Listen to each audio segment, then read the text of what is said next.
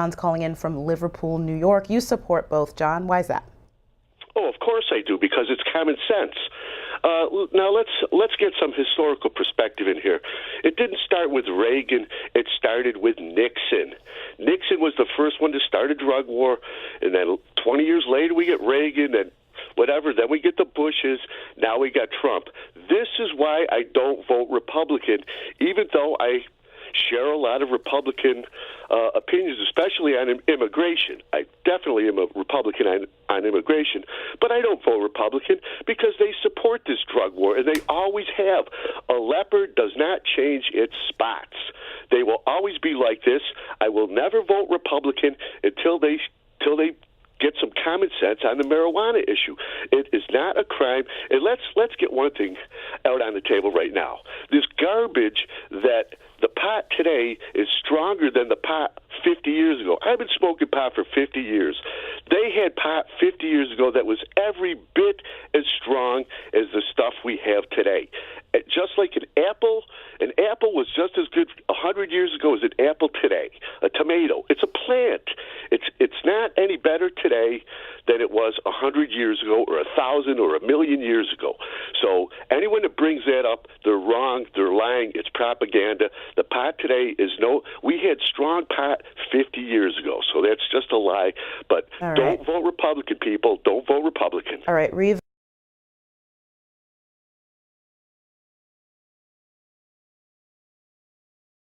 We have Kevin calling in from Wytheville, Virginia. You support both medical and recreational use of marijuana. Kevin, do you think that the states are doing a good enough job to regulate it?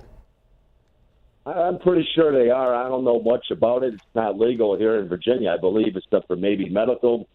But I do believe that you could control the sales to minors, you control the potencies, and you get the tax dollars.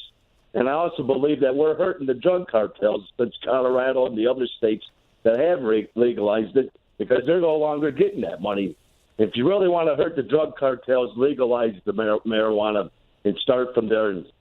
And I believe it. I've smoked it on and off throughout my life whenever I could get it to, and I'm doing fine. Okay, Judy, your thoughts on it? Pat is calling from Huntington, West Virginia. You support the legalization of marijuana. Pat, tell us why. Well, yes, ma'am, I do. I've used it off and on in my life. But first thing I'd like to say is Jeff Sessions made a public statement that good people do not smoke marijuana. And I will say this, some of the best people I've ever known, some of the sweetest people I've ever known have used marijuana in their lives. But this is what I wanted to say. Back in the 1800s, there was a famous fellow by the name of Mark Twain. We all know who he is. He was a conscious of America at one time. And the Temperance Society came to him and questioned Mr. Twain about the fact that he liked to smoke a cigar and have a shot of whiskey in the evenings. And they wanted him to, as the figure he was, to disavow this. And this is what Mark Twain said about this issue.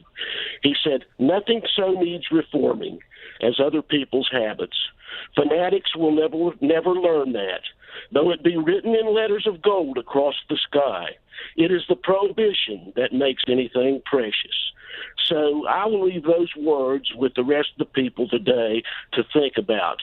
We do not need to be telling other people in their lives what they should and shouldn't do. Thank you, ma'am. All right, and Teresa is on the line from Redding, California. You support both there, Teresa, and it's been legalized in your state. So what are your thoughts? It has. Medically, specifically, I'm a caretaker, a full-time caretaker to my husband, who's a very sick guy, and his doctor has seen fit to go ahead and allow him, or even recommend to him, to smoke marijuana, for the simple fact that my husband's a hardcore diabetic, and at about 5'7", he runs anywhere from 112 to 120 pounds. They recommend this so he can eat. Also, let me throw in that my mom passed away a year and a half ago, and half the reason she passed away is because she had a doctor peddling her 160 Vicodin a month. I would have much rather had my elderly mother pick up an edible to take care of her pain than to pop those pain pills, because now I don't have her. I'm going to keep my husband healthy and happy with the legalization of marijuana. That's just all I wanted to say. Okay, and in the morning. Good morning. Yes, I do. Actually, just took a trip to Las Vegas. Got back not too long ago for New Year's. And it was actually, we actually went into the local dispensary there, and it was actually well regulated. There were police officers there, got our ID. We went through. It was, ATM there. I guess there's still a situation where you can't use your cards to buy marijuana there. I guess you still have to buy it with cash for some reason. But, yeah, it was actually very well regulated. There were, percentages for the amount of CBD in a certain strain. There were percentages for the amount of THC in it. So I feel like it was very well regulated. I think you asked a caller earlier, whether it was regulated well, and I think it's extremely well regulated. Okay, Matt. A lot of callers who want to chime in on this. Clinton's calling next from Alaska. You support both. Why is that, Clinton? Yes, thanks for taking my call. I really love Cspan. I get up at 3 every morning and watch it. My experience with marijuana going back to the late 50s when I began using it, and have used it on all this time whenever it's been available, has opened my eyes to the benefits of this product. It's really a mind-expanding issue. I believe that youth smoking at below the age of 18 might be detrimental, as has been pointed out, but I'd like to mention a little bit on the history of how marijuana has become so demonized.